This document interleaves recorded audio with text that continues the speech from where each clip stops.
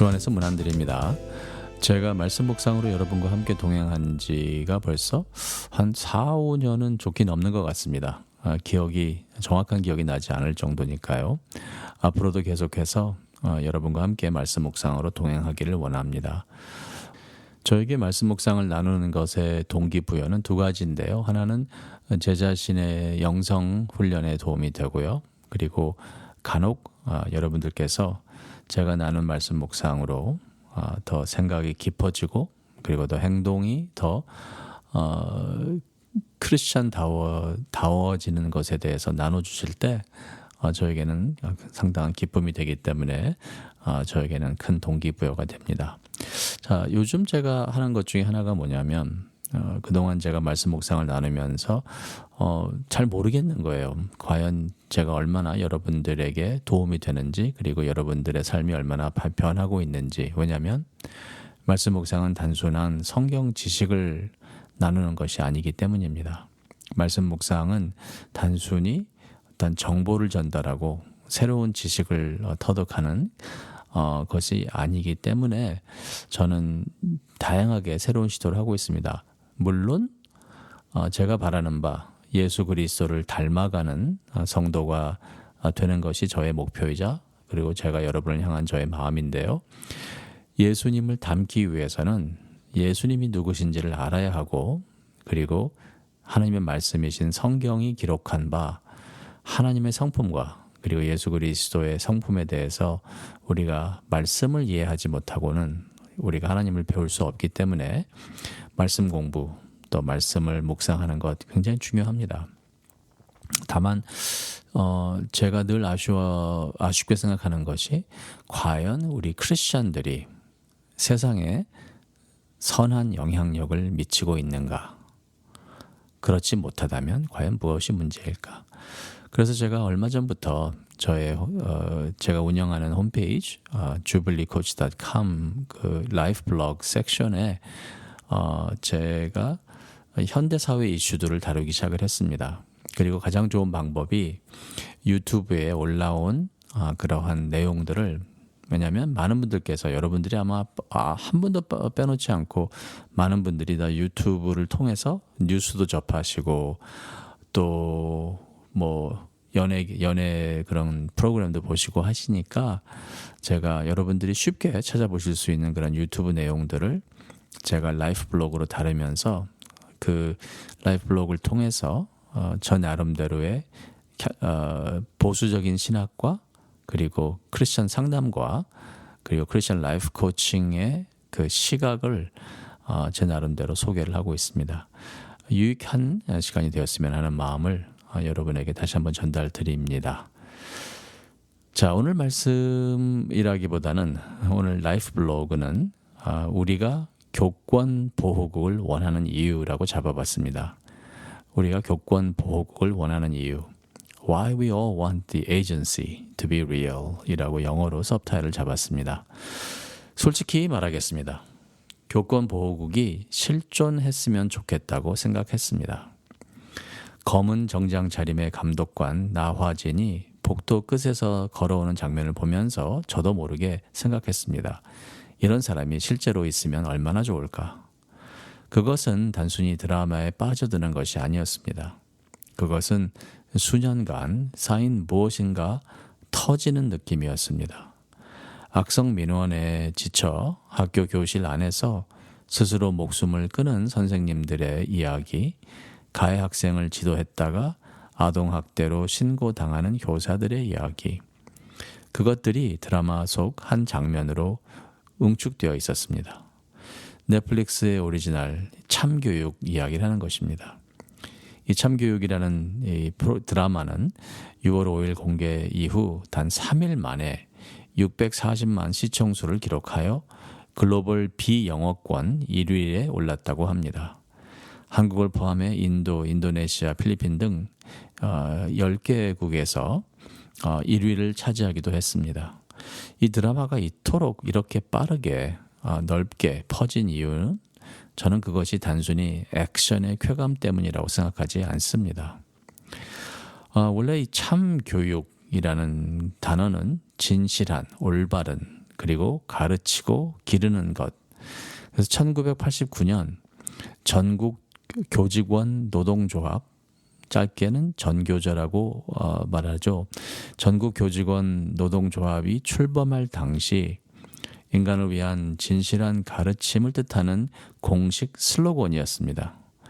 진보와 보수 양쪽에서 두루 사용되어 온 이 단어는 오늘날 인터넷에서는 단죄 혹은 응징이라는 의미로도 쓰이기도 합니다. 드라마 제목은 이 이중성을 의도적으로 품고 있습니다. 우리가 던지는 질문은 서희초 이후 무엇을 잃었는가라는 질문입니다. 2023년 7월 18일 서울 서희 초등학교 1학년 담임 선생님이 학교 안에서 숨진 채 발견되었습니다. 그는 23살이었습니다. 이후 밝혀진 것은 그가 학부모의 지속적인 민원과 압박 속에서 극도의 직무 스트레스를 겪었다는 사실이었습니다. 그의 죽음은 도화선이 되었습니다. 2023년 9월 4일 49제에 해당하는 날 전국에서 약 20만 명의 교사들이 공교육 멈춤의 날이라는 이름으로 거리에 나왔습니다. 그해 한국에서 스스로 목숨을 끊은 공립학교 교사는 아쉽게도 그만이 아니었습니다. 안타깝게도 그만이 아니었습니다. 2018년 1월부터 2023년 6월까지 100명의 공립학교 교사가 스스로 삶을 마감했습니다. 여러분 이게 얼마나 놀라운 사실인지 아십니까? 2018년 1월부터 2023년 6월 사이에 100명의 공립학교 교사가 스스로의 삶을 마감했다. 그중 57명이 초등학교 교사였습니다. 드라마 참교육은 이 현실을 정면으로 끌어안았습니다. 극중 교사 최가윤의 죽음은 서희초 사건을 의도적으로 연상케하는 장면으로 구성되어 있었습니다. 교총, 한국교원단체 총연합회는 드라마가 무너진 교실의 민낯과 손발에 묶여버린 교사들의 절망감을 가감없이 고발했다고 평가했습니다. 참교육이라는 이 드라마가 인기를 끄는 이유는 무엇일까요? 절대로 교사들이 학생에게 폭력을 가하고 싶어서가 아닙니다. 누군가가 내 편이 되어준다라는 그 설정입니다. 이것은 한 수도권 고등학교 교사가 다음 뉴스에서 인터뷰에서 한 내용입니다. 드라마에 나오는 이 가상 단체죠. 교권보호국. 교권보호국이 비현실적이라고 말하는 사람들이 있습니다. 네, 맞습니다. 국가가 공무원에게 물리적 개입 권한을 부여해 학교 문제를 해결한다는 것은 정말 그 말대로 픽션이자 판타지입니다. 하지만 저는 그 비현실성 안에 매우 현실적인 갈망이 담겨 있다고 생각합니다. 제도가 피해자를 외면할 때 누군가가 실제로 나타나서 피해자 편에 서주는 것, 그것은 유토피아적 환상이 아닙니다. 그것은 인간이 태초부터 가지고 있는 정의에 대한 갈망입니다. 드라마의 감동 포인트는 폭력 장면이 아닙니다. 교장이 눈치를 보고 교육청이 뒤에 숨고 아무도 나서지 않을 때 드디어 누군가가 공무원증을 내밀며 말합니다. 이 학교를 참교육하겠습니다. 그 순간의 카타르시스는 정의가 실제로 실현되는 것을 목격하는 경험입니다. 저는 그 카타르시스가 부끄럽지 않습니다. 오히려 그것을 진지하게 신학적으로 읽고 싶습니다. 정의에 대한 갈망은 어디서 오는가요? 개혁신학의 시각에서 볼 때 불의 앞에서 느끼는 분노는 감정적 과잉이 아닙니다. 그것은 하나님의 형상, 우리가 하나님의 형상으로 지으심을 받았다라는 증거이자 흔적입니다. 우리가 약자가 짓밟히는 것을 보며 분노하는 이유는 정의로우신 하나님의 형상대로 지으심을 받았기 때문입니다. 캘빈은 기독교 강요에서 하나님의 형상이 지성의 빛, 마음의 올바름, 모든 부분의 건전함으로 나타난다고 말했습니다. 불의를 보며 분노하는 양심은 타락 이후에도 지워지지 않는 하나님의 형상의 잔향입니다. 시편 기자는 이것을 하나님께 직접 가져갔습니다.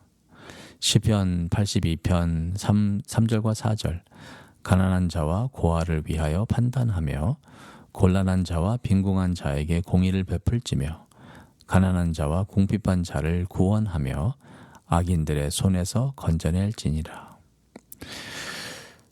교권 보호국에 대한 우리의 갈망은 이 오래된 시편의 갈망과 같은 자리에 있습니다. 로마서 13장 4절은 국가 권력에 대해 이렇게 말합니다. 그는 하나님의 사역자가 되어 내게 선을 베푸는 자니라. 그러나 내가 악을 행하거든 두려워하라. 그가 공연히 칼을 가지지 아니하였으니. 여기서 그라고 하는 것은 공권력을 행사하는 말하자면 국가 공무원을 말하는 거죠. 이 로마서 13장 말씀은 이 secular nation입니다. 국가 권위가 하나님께서 악을 억제하고 선을 보호하기 위해서 하나님이 세우신 도구라고 말하는 것입니다. 이 관점에서 교권 보호국이라는 이 가상 이 조직은 바로 이 신학적 자리에 있는 상상력입니다. 국가 권위가 마땅히 해야 할 일을 실제로 하는 기관. 그런데 현실의 비극은 바로 이것입니다. 제도는 존재하지만 작동하지 않습니다. 법은 있지만 집행되지 않습니다. 2023년 9월 교권 보호 법안이 국회를 통과했습니다. 그러나 2026년 현장 교사들은 여전히 체감하는 변화는 미비하다라고 말합니다.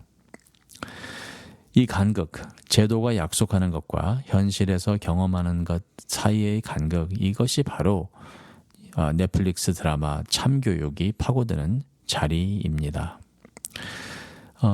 장승혁 한국교총 대변인은 이런 말을 합니다. 2026년 6월 이야기인데요. 드라마 속에서는 교권을 침해한 학생들이 철저히 처벌받지만 현실은 교권보호위원회 처분을 학교생활 기록부에 기록조차 할 수 없습니다. 참교육을 보고 난 뒤 많은 사람들이 통쾌하지만 씁쓸하다고 말합니다. 저도 그랬습니다. 왜일까요? 드라마가 끝나면 현실은 그대로이기 때문입니다. 나와지는 화면 밖으로 나오지 않습니다. 그 씁쓸함은 드라마의 실패가 아닙니다. 오히려 그것은 중요한 신호입니다. 우리가 원하는 것이 단지 한 편의 액션 드라마가 아니라는 것. 우리가 원하는 것은 진짜 정의입니다. 단지 사건에서만이 아니라 모든 사건에서, 단지 학교에서만이 아니라 모든 곳에서, 단지 지금만이 아니라 영원토록. 그리고 그것은 어떤 인간의 제도도 어떤 정부기관도 줄 수 없는 것입니다. 그리고 바로 거기서 복음이 우리에게 말을 걸어옵니다. 이사야 선지자 11장 3절과 4절 말씀은 이제 오실 두 번째 오실 메시아 왕에 대해 이렇게 말합니다. 그가 가난한 자를 공의로 심판하며 세상의 겸손한 자를 정직으로 판단할 것이며 그의 입의 막대기로 세상을 치며 그의 입술의 기운으로 악인을 죽일 것이며. 이것은 넷플릭스의 교권 보호국보다 훨씬 더 강력한 상상입니다. 뇌물로 움직이지 않고 권력의 눈치를 보지 않고 절차 뒤에 숨지 않으며 오판하지 않는 심판자, 모든 피해자의 편에 서되 자신이 그 피해를 직접 담당하시는 분. 복음의 핵심은 그리스도께서 불의한 세상에 오셔서 가장 큰 불의, 죄 없는 자가 유죄 판결을 받는 것, 이것을 자신의 몸으로 감당하셨다는 것입니다. 십자가는 정의의 부재가 아닙니다. It's not the absence of the righteousness. 십자가는 정의가 한 사람에게 집중되는 사건입니다. 그리고 부활은 그 정의가 마지막 말이 되지 않으리라는 선언입니다. 히브리서 4장 15절 말씀. 우리에게 있는 대제사장은 우리의 연약함을 동정하지 못하실 이가 아니요 모든 일에 우리와 똑같이 시험을 받으신 이로되 죄는 없으시니라. 나와 쟤는 피해자의 편에 섭니다. 그런데 복음이 이야기하는 것은 그리스도는 피해자가 되신다는 것입니다. 이 글을 읽는 여러분들 그리고 제 오디오 블록을 들으시는 여러분들 중에는 어쩌면 교단에 서 계신 분들도 있을 것입니다. 학부모 민원이 부담이 되고 두려워서 아이들에게 해야 할 말을 못하고 있는 분들, 교권보호위원회를 거쳤지만 아무것도 바뀌지 않은 분들, 드라마를 보면서 통쾌했지만 집에 돌아와 다시 한숨을 쉬시는 분들, 여러분의 자리에서 매일 버티고 계신 것은 절대로 작은 일이 아니라고 말씀드리고 싶습니다. 우리나라가 그리고 제도가 여러분을 실망시켰다는 것은 사실입니다. 그리고 여러분의 분노는 정당합니다. 그리고 여러분이 지금 겪으시는 그 피로는 정말이고 사실이고 진짜입니다. 그런데 우리가 크리스천으로서 더 나아가야 되는 것이 있습니다. 이것도 사실이기 때문입니다. 그것은 여러분의 이름을 아시는 분이 계시기 때문입니다.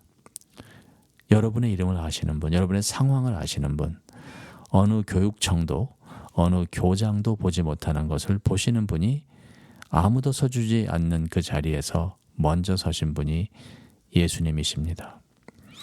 그분은 예수님은 교권보호국보다 늦지 않을 것입니다. 그분은 판타지 드라마의 캐릭터가 아닙니다. 예수님은 실존합니다. 그리고 마지막 날 그분은 가장 공정한 방식으로 모든 것을 바로 세우실 것입니다. 그것이 우리의 소망입니다. 도피가 아니라 현실 속에서 버티게 하는 닻이 될 것을 확신합니다. 네, 제 홈페이지를 연결해 드립니다. 여러분들 이 오디오 들으시면서 제가 남기는 주빌리 코치의 질문들 한번 살펴보시면서 제가 나눈 사회적 이슈 그리고 또 성경의 시각으로 본 현재 사회적 이슈에 대해서 생각하시고 그래서 결국 예수 그리스도를 닮아가시며 예수님 재림하시는 그날까지 여러분과 제가 이 세상에서 선한 영향력을 미치는 그러한 빛과 소금의 역할을 잘 감당하기를 원하며 오늘 말씀 묵상, 오늘 주빌리 코치의 라이프 블로그 마칩니다. 지금까지 함께해 주신 여러분들에게 진심으로 감사의 마음을 전합니다.